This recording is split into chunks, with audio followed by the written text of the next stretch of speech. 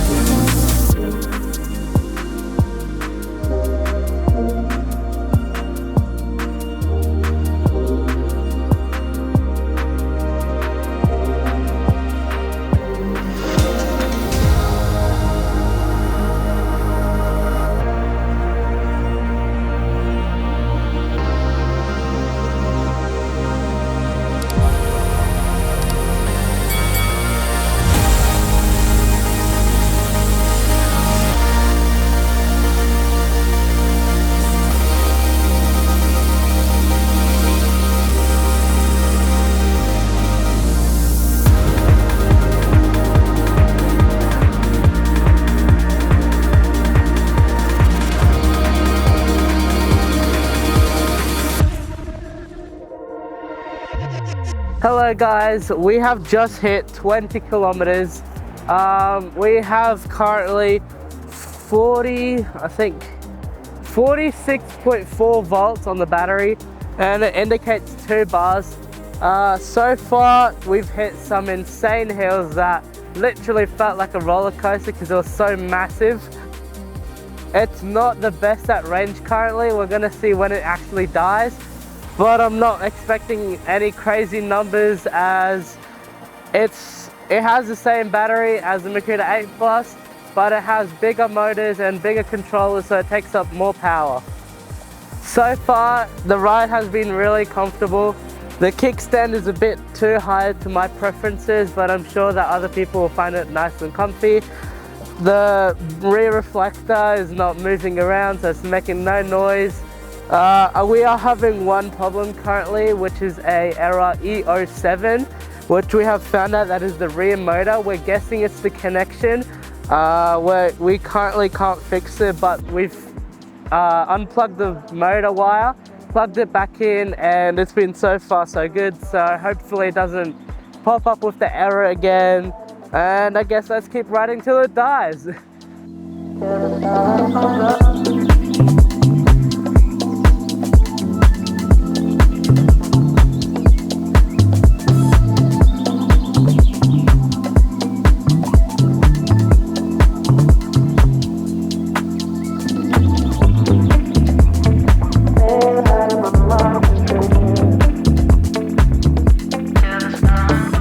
Alrighty guys, we just did 27 kilometers.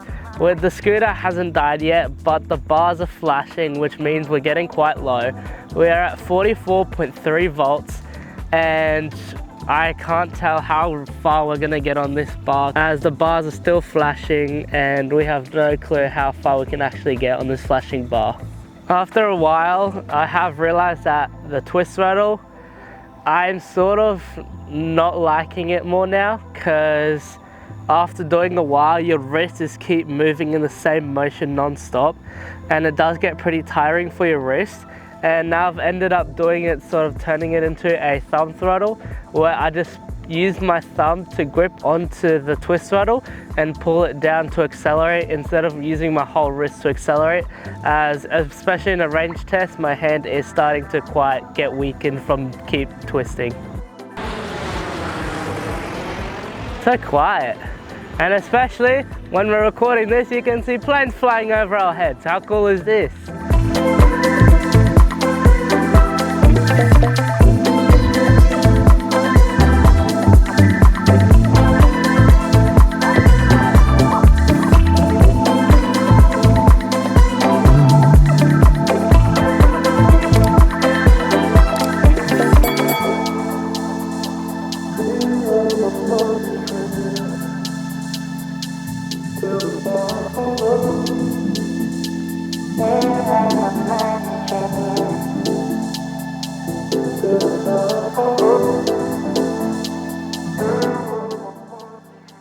Hello guys, we have fully completed turning off the scooter, or like shutting it down.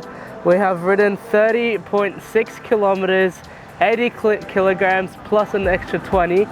And something that you guys were probably wondering while watching this video is going, why on earth is his backpack 20 kilograms?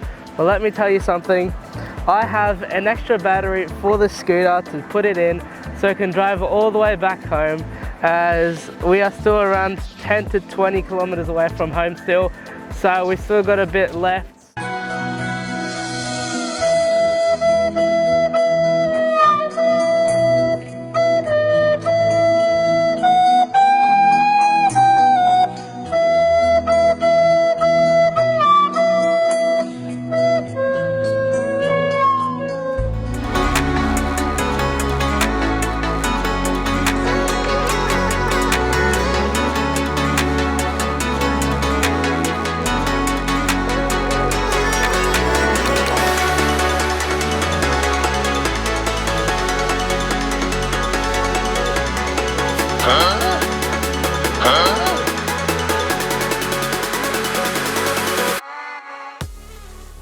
Well guys, this is unfortunately the end of our trip of doing the range test on the Makuta 9 Plus.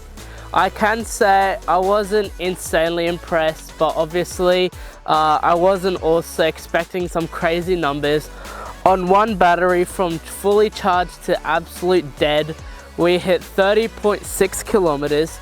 With two batteries, we managed to do 47 kilometers in total till our final destination, which is right here. The suspension and the ride was really nice. I should have adjusted the suspension at the back and the front a bit tighter, as I did bottom out a couple times.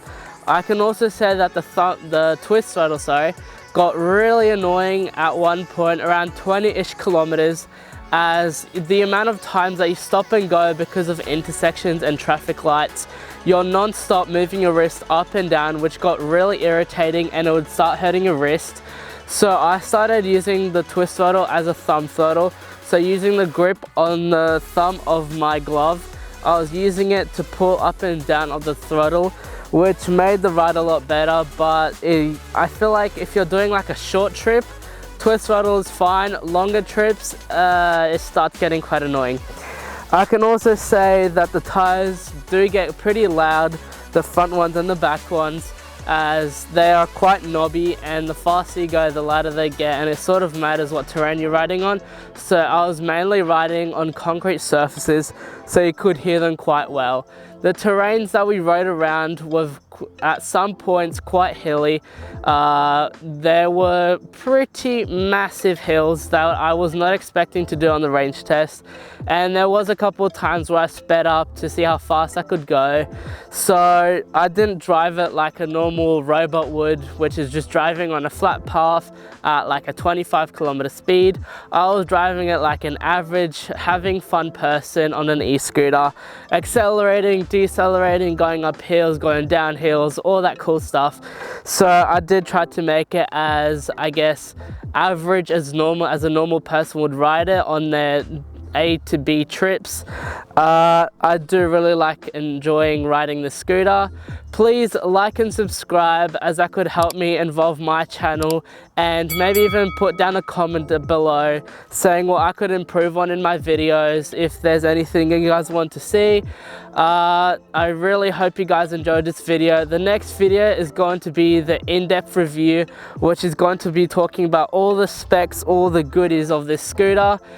I really hope you guys enjoyed this video, and as always, ride safe and keep exploring.